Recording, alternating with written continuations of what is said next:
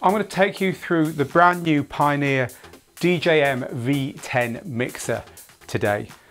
We're going to talk about all the new features on this mixer. It's a beast, who it's for, and what makes it different from the current, if you like, kind of mainstream flagship anyway from Pioneer, the DJM-900 Nexus 2. Of course, there was the DJM-2000 mixer a while back, which looks superficially a bit more like this one. But actually, as you're about to find out, this is a different beast entirely. And I think the first clue to that is in the name. It's a DJM-V10. It's a new kind of nomenclature by Pioneer here. It's clearly going to be part of something new that they're doing. And I would expect more gear in this kind of range to come in the future. At the moment, this is the first thing we've got. So it certainly feels like something new.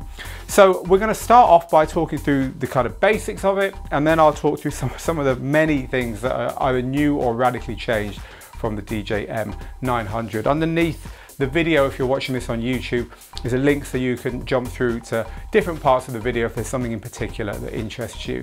As always, if you find this useful, please do subscribe to the channel and to the Digital DJ Tips website, which helps us to do more stuff like this, and it means you'll be informed when we do.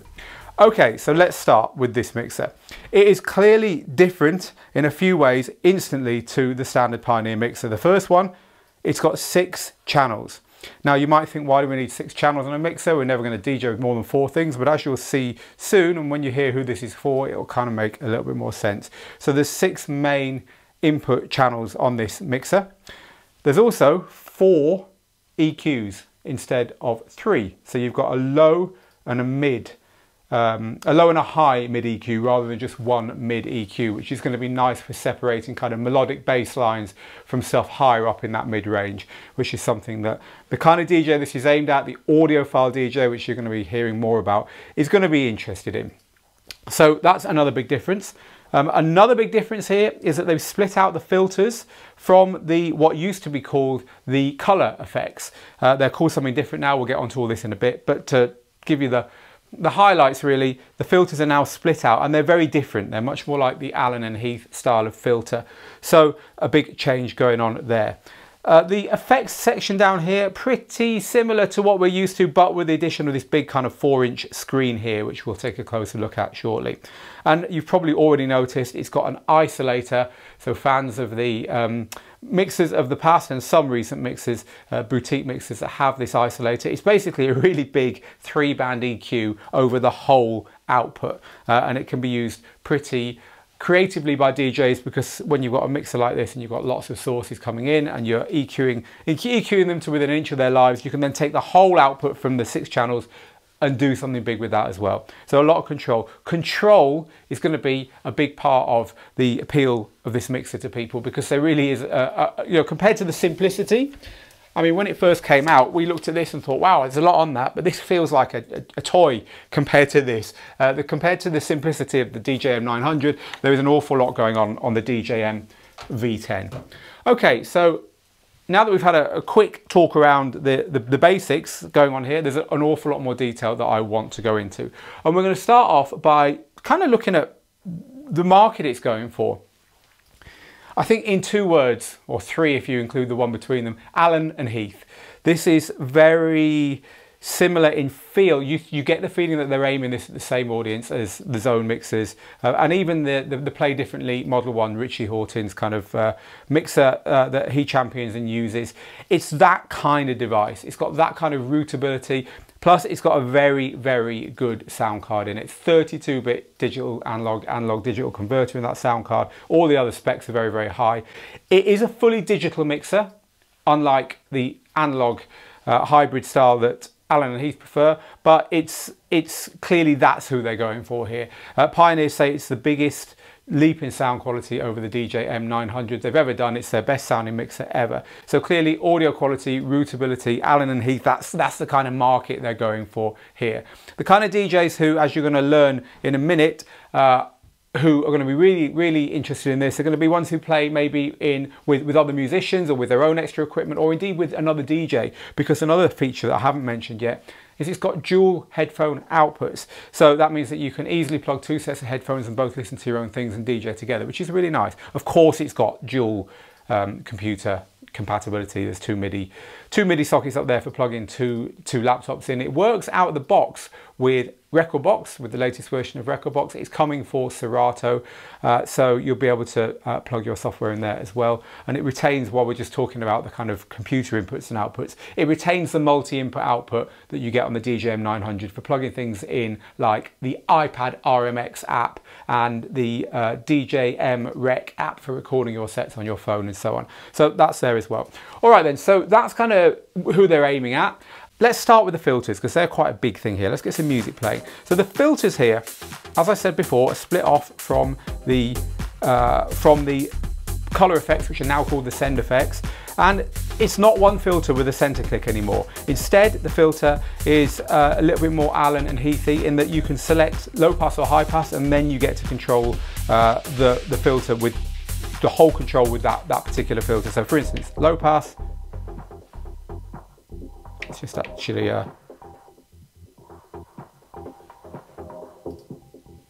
that sounding right for you. So high pass. Tell I'm getting used to these. So you've got that whole range, so it's a lot more expressive.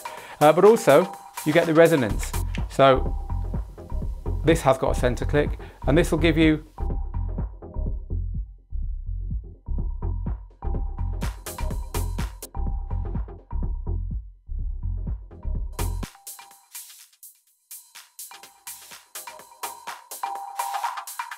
that kind of melodic sweep that you get with the Allen Heath filters.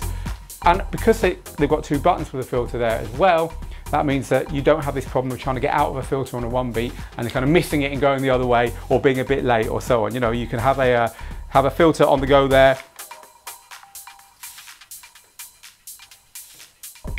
and knock it out exactly when you need to.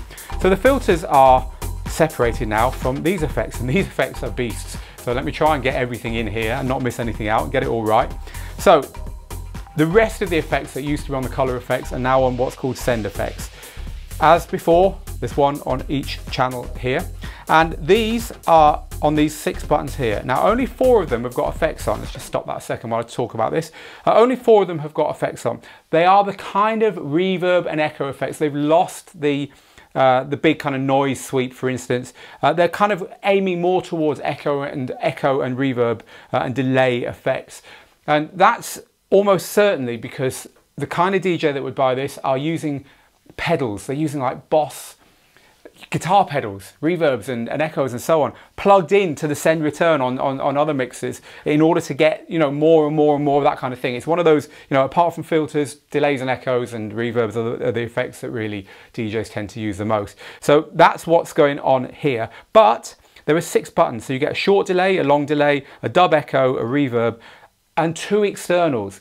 So what are these for? Well, around the back of the mixer are 2 sets of jacks where you can plug in external effects, just like you can on standard mixes, always have been able to. So that means that you can not only have the 4 built-in effects, which Pioneer is clearly thinking, well, a lot of people won't bother bringing pedals with them to plug in when we've given them really good versions here. We'll get onto how good they are in a minute. But if you do want to plug in external effects, you can do so, and you've got 2. So once you've plugged them in, you've got a button and a knob here to control them, just like you can with the internal ones, which is really, really nice, and it's a differentiator of this mixer. Right, let's just get that music playing again, and let's try and get this right. I've only had a little while with this mixer. Let me talk you through how this works. So we have our sends here. These are basically the equivalent of the old knob that turns the effect on and off. So let's put on a long delay, and I'm going to turn on the effect on this channel. And in fact, no, I don't have to press that button. First thing I got wrong there. These are actually the beat effects. So it's just this knob. So you can hear that long delay kicking in there, right? In the kind of old-fashioned way. Post fader, of course. In the old-fashioned way, there's your long delay. Now we have more than, let's just go into a short delay because it's a little bit less distracting. We have more than the controls we've ever seen before on this. We've got a size or feedback. This is depending on whether you're on reverb or echo, it's going to do a slightly different thing. We have time, which is basically how many times, how often it repeats. We have tone, which is kind of what it says. It's from kind of deep to more light and airy.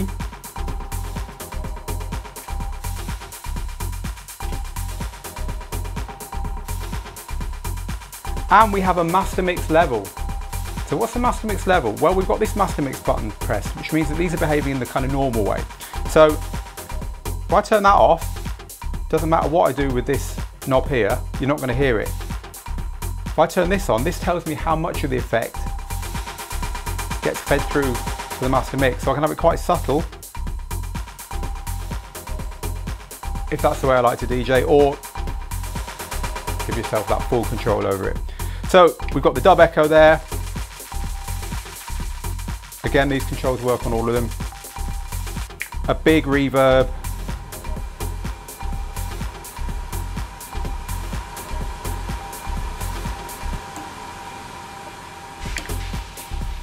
And a long delay. We started off with a long delay, I think. So there's some delays and reverbs there with lots of control. You've got your feedback, time, your tone, and your master level. And that's going to work reasonably similarly, albeit with lots more control to the way they used to work. But there's a different way of using these as well. And that is, if you've used production desks, you'll know that you can quite often send the affected version of something to another channel, and you can do that on this. Why would you want to do that? Well, because if you can send your input plus the effect to another channel, well, then you get all the channel controls. You get the full EQ. You can put a filter on it. You can do everything you could do to any other input channel, which is really powerful. So we turn master mix off there, and then at the top of each channel, I'll talk you through the channels in a minute, you have a channel input matrix. So I'll set that, if I set that to built-in effect, then now I can turn on that delay, for instance, and it's now coming through this channel. You can see it's on the channel faders here. So now I can put filters on my delay. I've got the full EQ on it. I've even got compression on it. We'll get onto that in a minute. So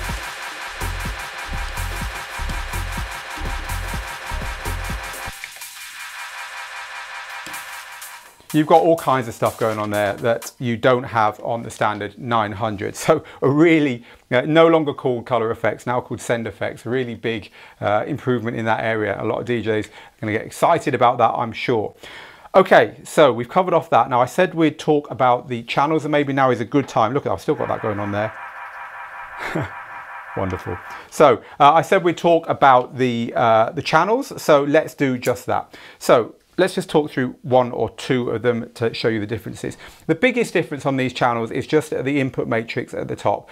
Channels 1 and 6 have got the kind of full gamut of routability from the effects and so on, and 2 to 5 have got most of it. That's probably the best way of describing it. So you've got at the top here, you can select either of the USB inputs, either of the computer inputs. You can select the digital input, line input, phono input for your standard inputs on the channel, CDJs, record decks, and so on. And then multi-IO, this is as per the DJM-V10, anything you might have here. And then you have three, as I say, 3 or more, depending on where you are, options for the inputs and outputs, the kind of send and return features of the mixer. So that's what's going on at the top. Now, one nice thing we have is a compressor. So over here at the top, we've got our trim, standard trim of course, but we've also got, you can hear that kicking in and emphasizing that hi-hat, a compressor. So why would we want a compressor per channel? It's brilliant, by the way. I mean, brilliant. You're going to miss that on any other mixer. Why would we want a compressor per channel? Well, the reason is that if you're mixing open format, if you're mixing a lot of music from across the decades, we all know that if you try and mix a modern club track into something from the 80s track sounds horribly weedy and thin.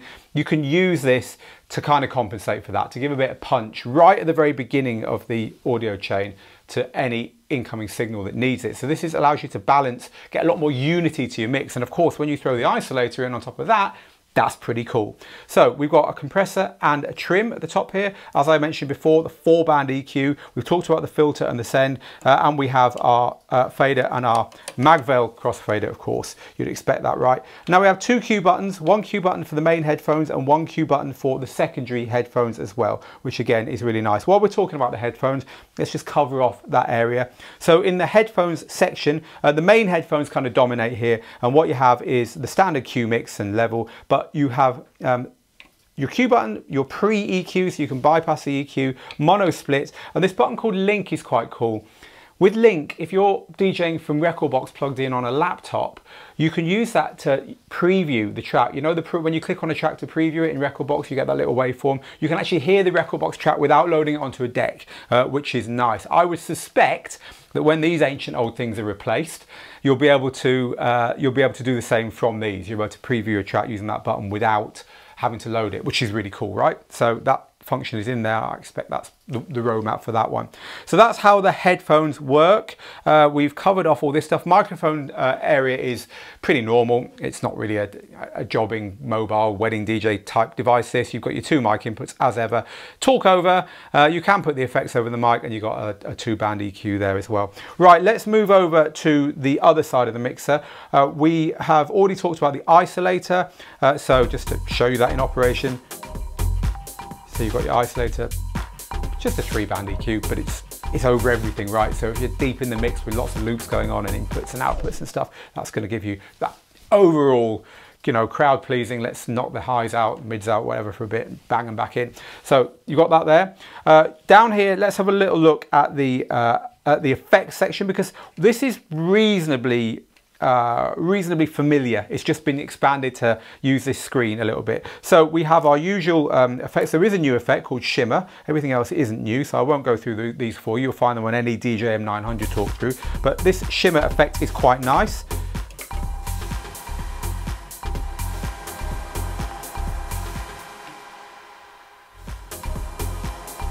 It's kind of like a musical reverb. That's probably the best way of describing that, but it's quite nice, quite dreamy. So you got that shimmer effect there as well, but I'm sure that what you're looking at is this big screen. So this big screen is nice because every single effect has got its own screen going on here, and that means that you've got some adjustment over the effects right here on this pad here.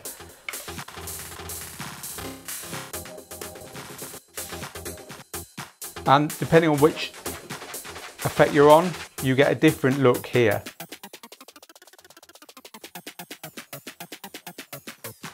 So that's pretty cool that you've got this kind of pad to work on stuff with here, and that goes across all the effects as well. They all have their own transform.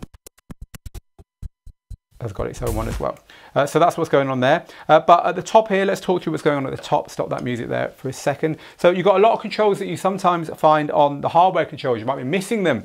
Things like fader curve settings. That's actually here. So you can choose your crossfader curve here on this. This screen, by the way, it's all right, but it just feels a bit old-fashioned nowadays. It's that kind of plastic that Pioneer used. I'd like to have seen that being glass, but anyway, it doesn't make any difference to the usability. It's just a bit surprising that in this day and age we've got a kind of plastic touch screen, when of course we've all had glass touch screens on our audio on our phones and stuff for forever. Right, okay, so there's, you know, you get your crossfader curve and your fader curve settings in there, but then also in here we have my settings. Now this is good because what you can do here is you can load and save the settings for the effects, and one nice thing that we discovered here is that if you like to use a certain effect with like say only on the mids and highs, so you turn off the low on a certain effect, you can save that. So when you load that back in, then your effects will be set the way you want them, and when you switch to that effect, it will have the low cut out like it is there, but next time as well. So that's really nice. That's a nice nice thing that they've added here.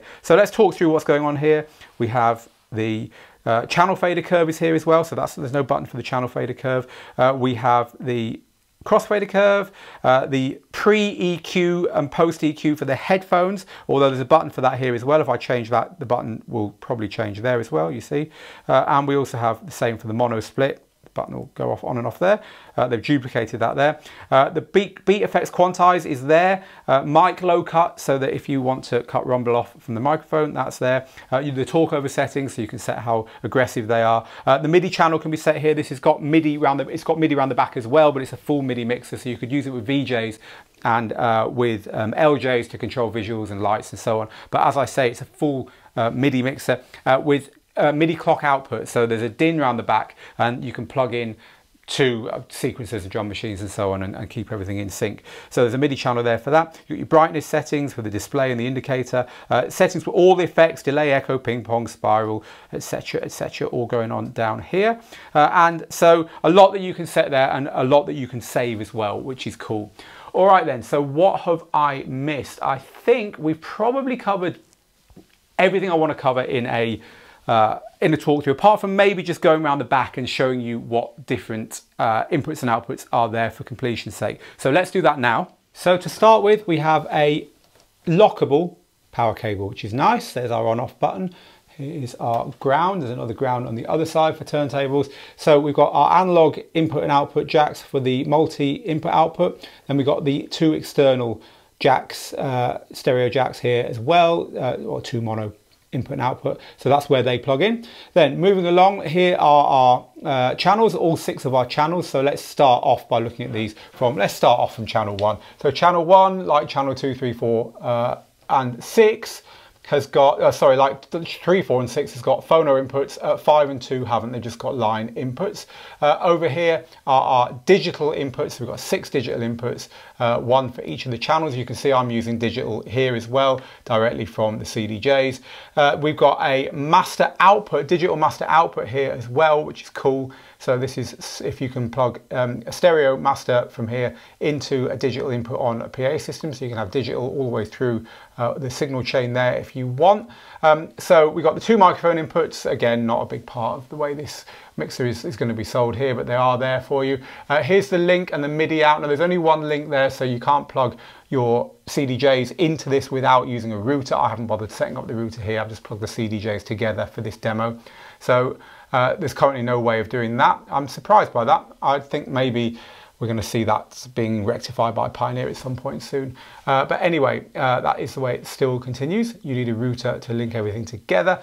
So we then have the booth outputs here, which are, as usual in Pioneer style, they are jacks. And the master output, we've got the one I'm using, the unbalanced RCAs and the balanced XLRs. Finally, there is a record output here as well, which obviously bypasses the master, so that you can have a clean recording without master volume changes going on it.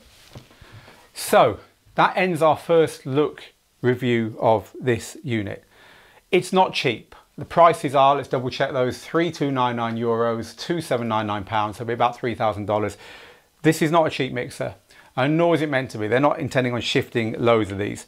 This is it's Pioneer saying, look, we can do the best as well, I think. It sounds really, really nice. It might be digital, but it's very, very warm. It's got a great audio chip in it. You know, it's the highest quality that is out there from this brand. And a lot of the implementations, while it is yes taking a leaf out of the Allen Heath book and aiming for that kind of market, they have put their own spin on it. The filters are actually simpler to use than Allen Heath. I love the sends. I love having the 2 external sends on the same, alongside the same 4 effects, and I love having this splitting out all the parameters in the same way that you can split some of the parameters out on the beat effects over here on the new send effects. That's really powerful. I adore the compression.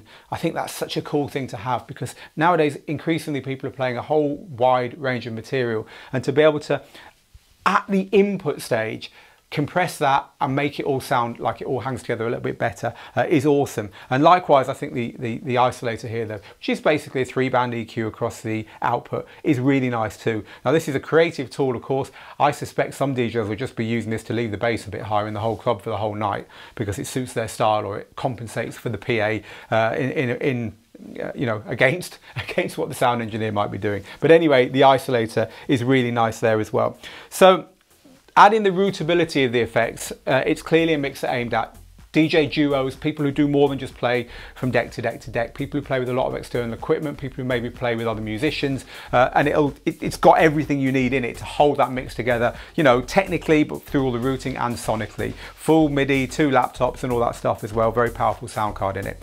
So I'm really interested to see what comes next in this range. This is the DJM-V10. What is going to come next? I have no information on that at all, but I believe this is likely to be the start of something from Pioneer. We'll see a whole kind of new set of gear aimed at this market coming from them in the future. But for now, that's what we've got, the DJM-V10 mixer from Pioneer DJ. If you've got any questions about this, please ask them underneath. There's a full article covering what I've talked about here over on Digital DJ Tips as well. Again, there is a link underneath.